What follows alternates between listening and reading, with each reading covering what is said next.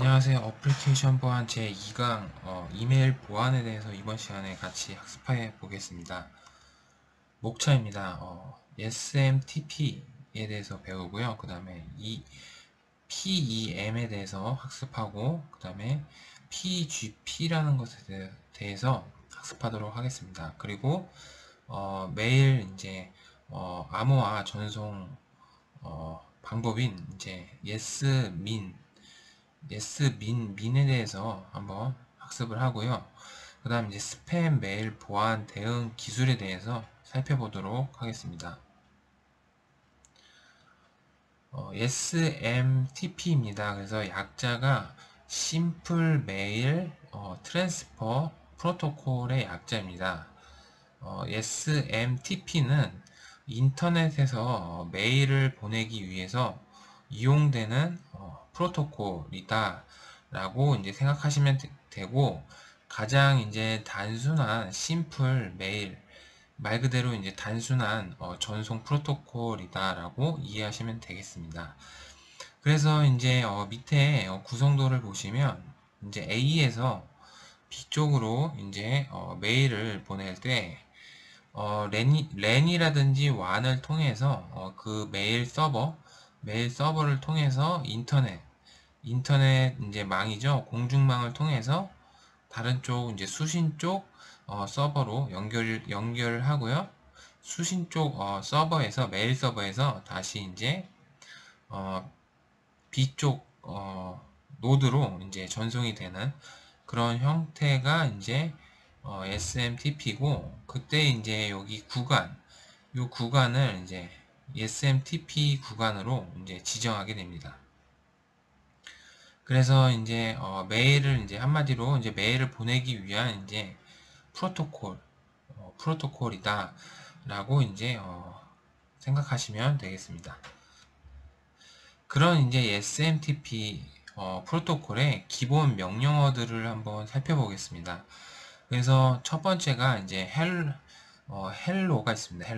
헬로의 약자고 헬로.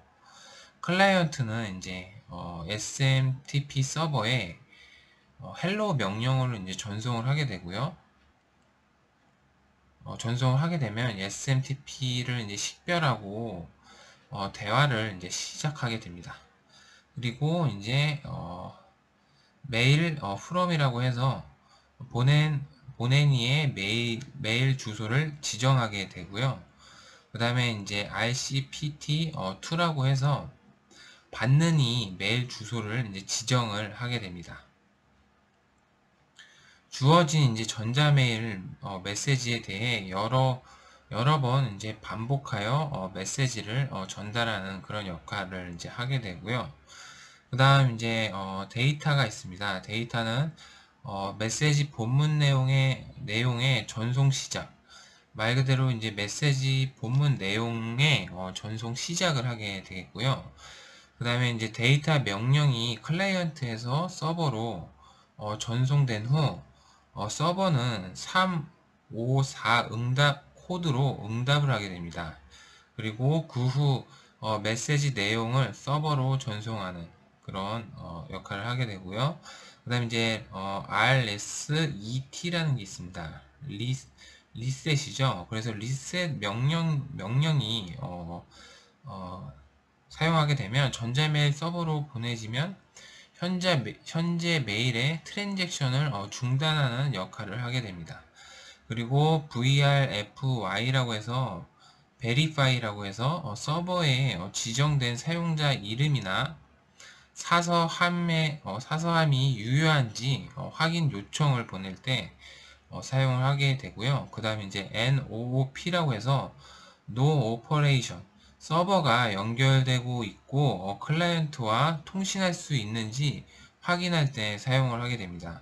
그래서 루프 명령은 사용자가 OK 응답을 보내도록 하는 것 외에는 수행하지 않는다라고 생각하시면 되겠습니다. 그 다음에 이제 연결 종료가 있겠죠. 그래서 quit 명령어가 사용을 해서 연결을 이제 마지막 종료를 하는 것까지 기본적으로 이제 SMTP의 명령어들이 이런 것들이 있다라고 생각하시면 되겠습니다. 그 다음 이제 SMTP의 응답을 한번 살펴보겠습니다. 응답은 서버에서 클라이언트로 전송이 되며 응답은 세 자리 숫자의 코드 뒤에 추가적인 문자 정보가 따라올 수도 있다라고 생각하시면 되고요.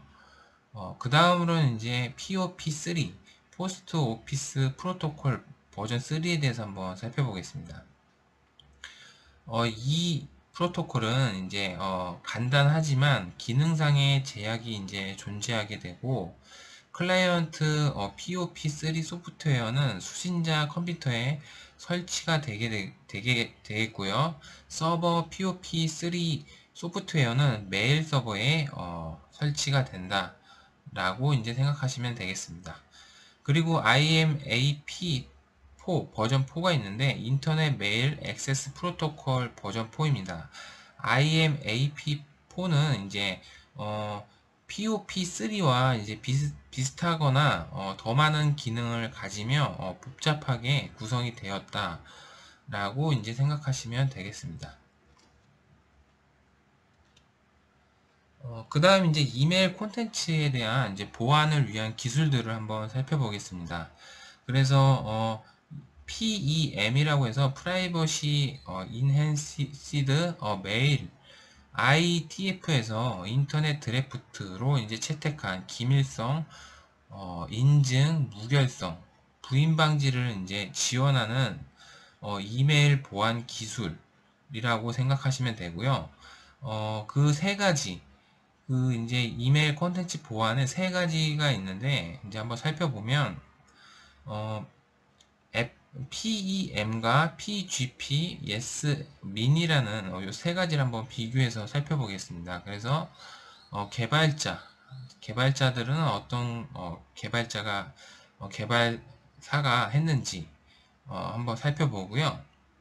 그 다음에 특징에 대해서 살펴보겠습니다. 그래서 PEM 같은 경우에는 IETF에서 만들었다라고 이제 생각하시면 되고, 그 다음에 PGP는 필 지먼이라고 하는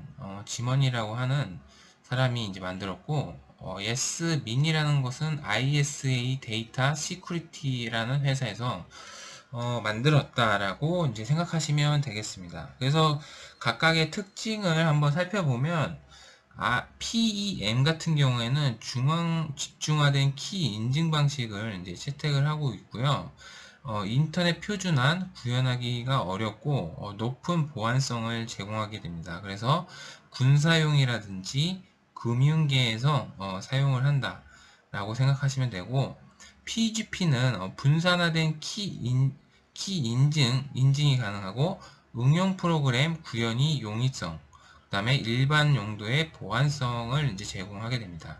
그리고 예스민은 민 기반으로 만들어졌고요. 다양한 사용 툴킷과 X509 인증서를 지원한다라고 생각하시면 되겠습니다. 그 다음 이제 아까 보셨던 이제 PGP Pretty Good Privacy라고 해서 암호학의 일대 혁명을 가져온 프로그램으로 1991년도에 필지먼이라는 이제 프로그래머가 개발한 전자우편 암호화 프로그램이다라고 생각하시면 되겠습니다. 그리고 PGP의 특징을 한번 살펴보면요. 공개키와 개인키를 통해 암호화와 복호화를 각각 개별적으로 이제 수행하게 됩니다. 그리고 인증받은 메시지와 파일에 대한 전자서명 생성과 확인 작업이 가능하고요. 메뉴 방식을 통해 기능 등 쉽게 접근이 또 가능합니다.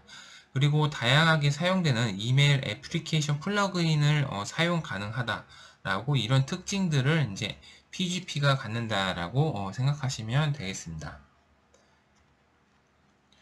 그 다음 이제 키링이라는 게 있는데요. 키링이라는 것은 PGP의 공개키 암호 기술을 이제 사용하고 있고요. 공개키 암호화는 이제 사용자 자신이 가지고 있는 비밀키, 개인키와 다른 사용자들에게 공개되는 공개키 등 이제 두 개의 키를 사용하게 됩니다. 그래서 안전성을 제공하며 사용자의 공개키와 이제 비밀키는 모두 키링이라고 하는 파일에 보관이 된다라고 생각하시면 되겠습니다. 그래서 요 키링이라는 기술은 키를 보관하는 그런 파일을 키링이다 라고 이제 생각하시면 되고요. 그래서 모든 키는 사용자가 효과적으로 사용할 수 있도록 체계적인 방법으로 관리를 하게 됩니다. 그리고 저장될 필요가 있고요. 사용자가 소유하는 공개키, 개인키 쌍과 다른 사람의 공개키들을 저장하기 위한 자료 구조를 키링이다 라고 이제 생각하시면 됩니다. 그래서 이 PGP 인증서를 한번 살펴보면요. PGP 인증서에는 CA가 필요 없으며 링에 속해 있는 사용자라면 링에 있는 누구라도 인증서에 서명이 가능합니다. 그 다음 이제 SMIN이라고 한번 살펴보겠는데요. SMIN이라는 것은 약자가 Secure Multipurpose 인터넷 메일 익스텐션이라고 해서 이 SMIN이라는 것은 민이라는 그 전자우편을 통해 이 기반으로 이제 보안을 제공한다라고 이제 생각하시면 되고요. 요 이제 민이라는 것을 먼저 살펴보셔야 되는데 민이라고 하는 것은 전자우편을 통하여 ASCII가 아닌 이제 데이터가 송신될 수 있도록 허용하는 부가적인 프로토콜이다라고 생각하시면 되겠습니다. 그래서 요 밑에 이제 뭐 민의 구조가 있는데요. 그래서 요 이제 ASCII 코드가 아닌 데이터를 이제 ASCII 코드가 아닌 데이터를 밈을 통해서 7비트 MVT ASCII로 이제 전송이 됩니다. 그러면 이메일 시스템으로 들어가게 되고요. 그래서 이제 그 이제 ASCII가 다시 민 시스템으로 들어오게 되고, 그 민 시스템은 다시 이제 데이터 코드로 데이터로 이제 다시 변환이 돼서 수신이 되는 그런 프로토콜을 이제 민이라고 하는 그런 이제 보안 기술이다라고 이제 생각하시면 되겠습니다.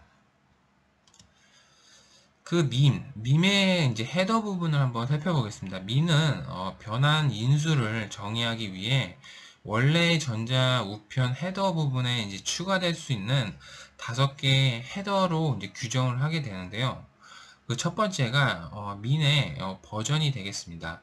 그 다음 이제 내용의 유형이 두 번째로 오게 되고요.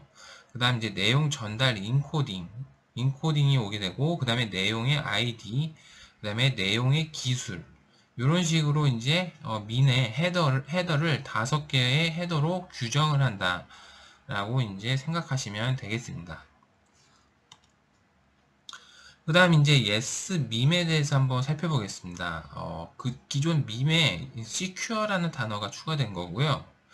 SMIM은 기존 전자우편 보안 시스템의 문제점인 PEM의 구현의 복잡성, PGP의 낮은 보안성, 기존 시스템과 통합이 이제 용이하지 않다는 점을 이제 보완하기 위해서 IETF 작업 그룹에서 RSADSI 그 기술을 기반으로 개발된 전자우편 보안 시스템이다라고 생각하시면 되겠습니다. 그래서 이 RSA라는 것은 이제 비대칭 암호화 방식이죠. 그런 기술을 이제 기반으로 개발된 전자우편 보안 시스템이다 라고 생각하시면 되겠습니다. SMIN에 대해서 한번 이제 동작 과정을 한번 살펴보면요. 일단 송신자 메일 클라이언트와 수신자 메일 클라이언트가 있습니다. 이렇게 있으면 요것도 이제 인터넷망을 통해서 전송이 되겠고요. 인터넷망이라는 것은 공중망이죠. 네, 공중망이라고 이제 생각하시면 되고요. 그래서 민 메시지를 처음에 만들게 됩니다. 민 메시지. 그쵸? 민 메시지가 이제 시큐어죠, 시큐어 보안. 그래서 전자서명이라든지 암호화가 진행이 됩니다. 그래서 그 yes 민의 모듈을 통해서 암호화가 진행이 되고, 그때 certificate라고 하는 인증서죠, 인증서.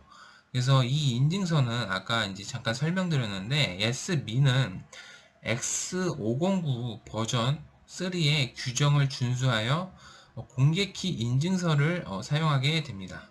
그래서 그 X.509 공개키 인증서를 사용을 해서 전자서명 암호화를 하게 되겠죠. 그래서 암호화된 메시지가 예스민 메시지가 인터넷망을 통해서 수신자 쪽으로 가게 되고요. 그 전달된 메시지가 다시 예스민 모듈을 통해서 복호화를 이제 하게 되겠죠. 복호화를 하게 되고, 여기서는 이제 아까 암호화 했으니까 여기서 이제 복호화를 하겠죠. 복호화를 해서 그 이제 여기 이제 데이터베이스, 여기 이제 인증서죠. 여기 이제 공개키가 여기 공개키가 되겠죠. 이쪽에서는 이제 개인키, 비밀키 개인키입니다. 개인키로 암호화를 하고요. 개인키라는 것은 말 그대로 개인이 가지고 있는 키를 개인키라고 합니다. 그리고 이쪽에는 이제 공개키가 있겠죠. 공개키. 공개적으로 제공되는 공개키. 그래서 여기서 이제 그 공개키로 복호화를 하겠죠. 복호화죠.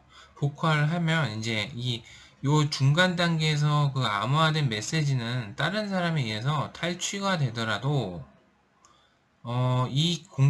이 해당되는 이제 공개키가 아니면 이 사람 거를 이제 다시 이제 복구를 할 수 없는 거죠.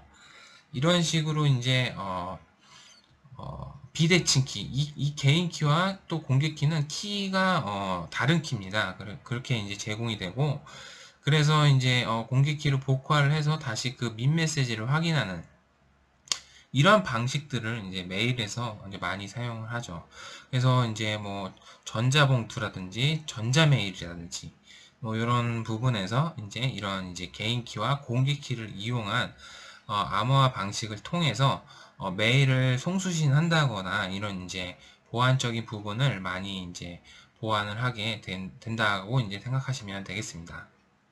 그래서 여기서 이제 복구한 메시지를 이제 다시 확인을 하는 뭐 이런 이제 일련의 절차가 이제 yes min secure multi purpose 인터넷 메일 익스텐션이라고 하는 그런 이제 컨텐츠 보안에 대한 기술이 있다라고 생각하시면 되겠습니다.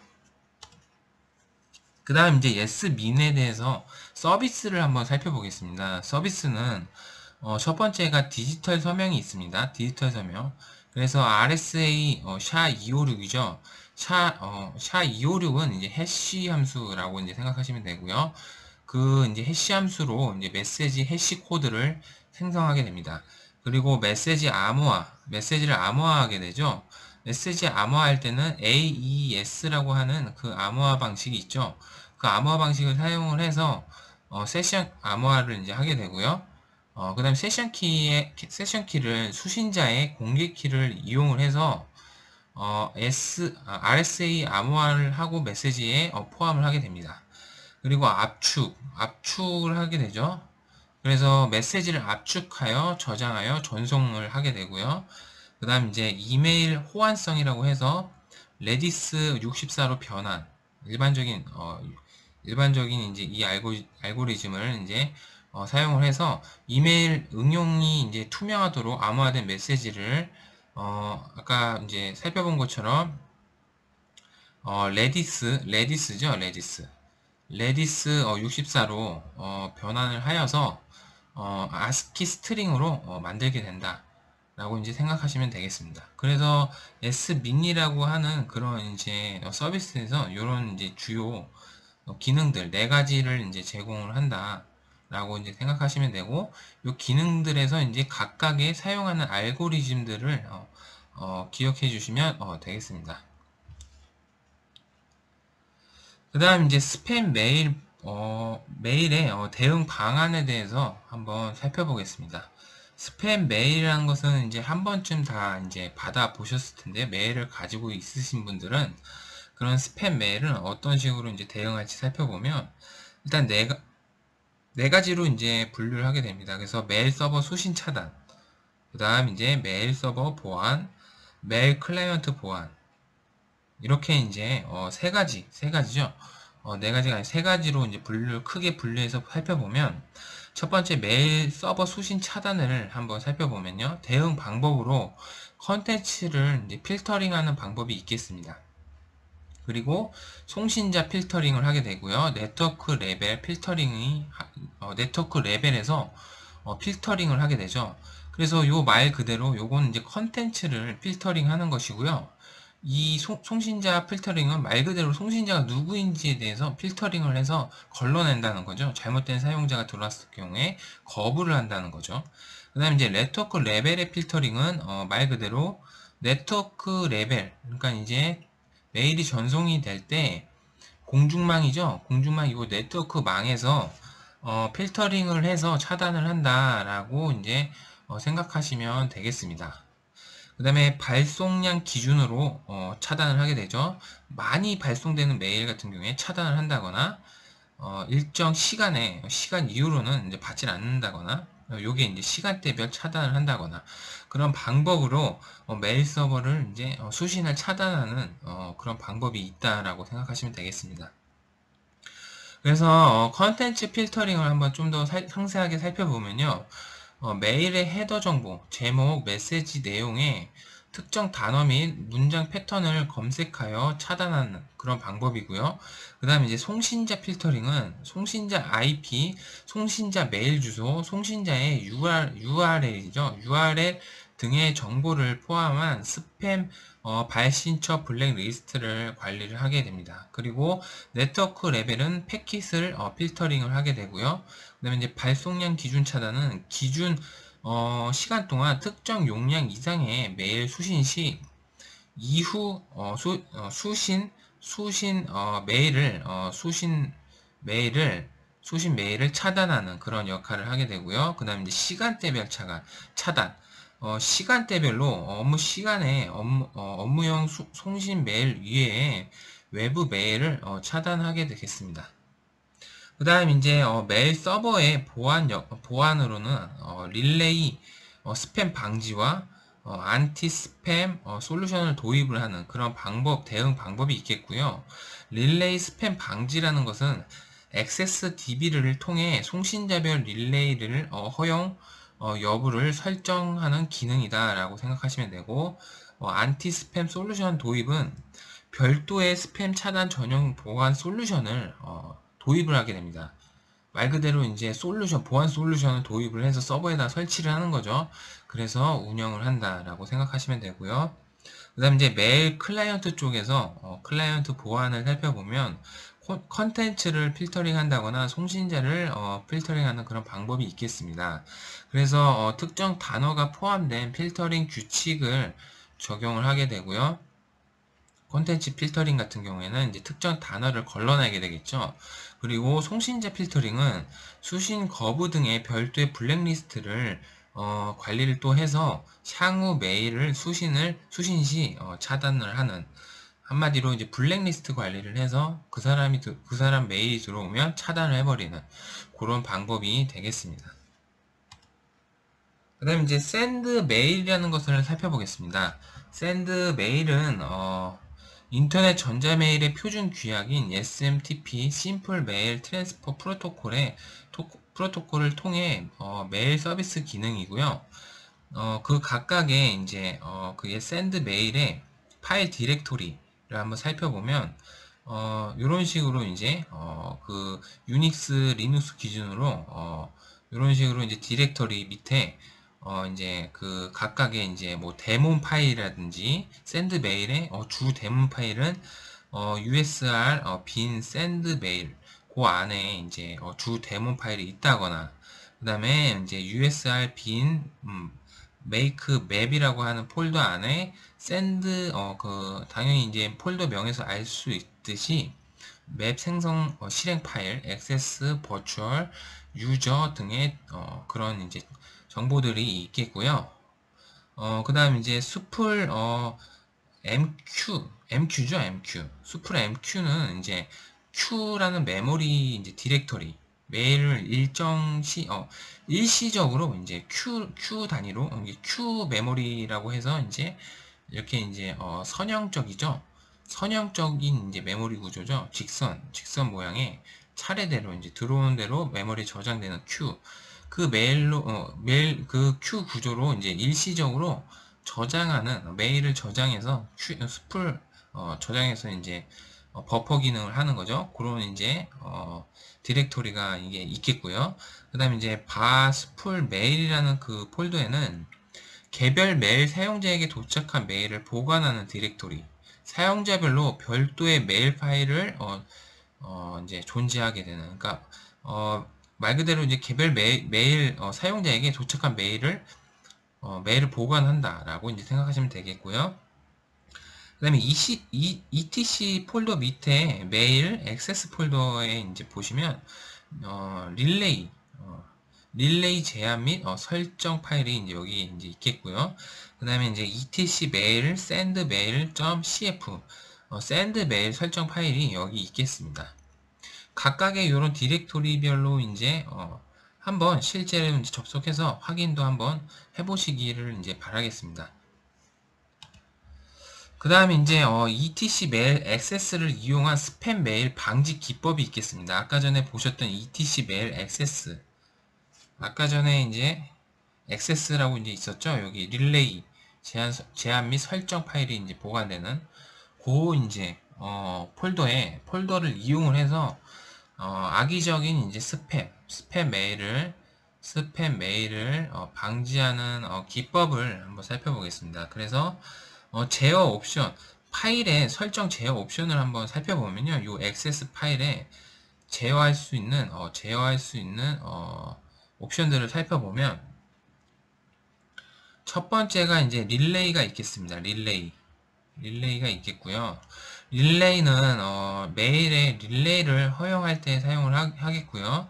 그 다음에 리젝트는 릴레이와 이제 반대로 메일을 릴레이를 허용하지 않는, 거부하는, 리젝트 거부라는 뜻이죠. 그래서 거부를 할 때 하는 제어 옵션이 되겠고요.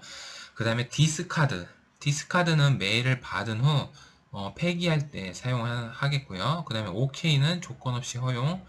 그 다음에 501과 502 메시지가 있습니다. 그래서 501 같은 경우에는 메일 주소가 일부분 이상 일치하지 않을 경우 지정된 메시지로 거부 메시지를 보내게 되겠고요.